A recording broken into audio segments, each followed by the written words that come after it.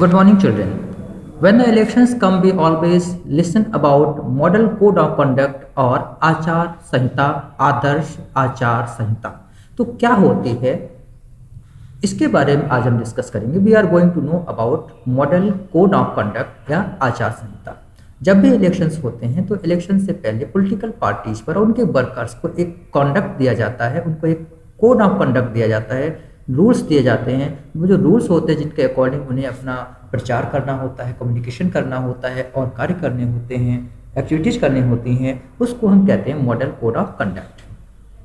तो ahead of the assembly elections 2022, know about the election commission's model code of conduct for the poll bound states।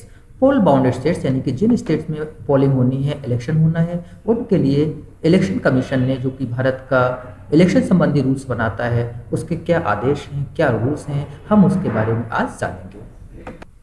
आपको election का जो code है उसको क्यों जारी करता है इसी इलेक्शन कमीशन?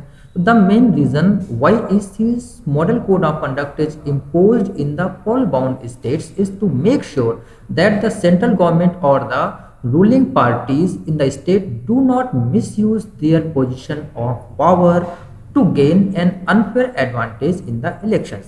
इलेक्शन कमीशन इसलिए रूल्स लागू करता है कि स्टेट गवर्नमेंट या सेंट्रल गवर्नमेंट जहां पर उनकी पार्टी है, जहां पर उनकी सरकार है, वो कहीं इसका मिसयूज ना कर लें, दुरुपयोग ना करें, इसलिए मॉडल कोड ऑफ कंडक्ट को जारी किया जाता है।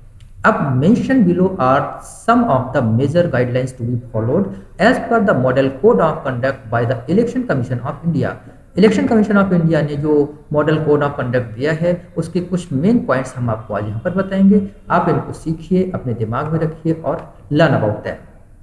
1. Politicians from contesting parties should not make hate speeches, put one committee against another or make promises about new projects that may sway a voter। Political parties ना तो hate speech कर सकती हैं, ना ही एक दूसरे समुदायों को भड़का सकते हैं और ना ही वो उन प्रोजेक्ट्स की घोषणा कर सकते हैं, न्यू प्रोजेक्ट्स की, जिनसे वोटर को स्वय किया जा सकता है, बहकाया जा सकता है। Second, the ruling government may not lay any new ground for projects or public initiatives once the election schedule is announced।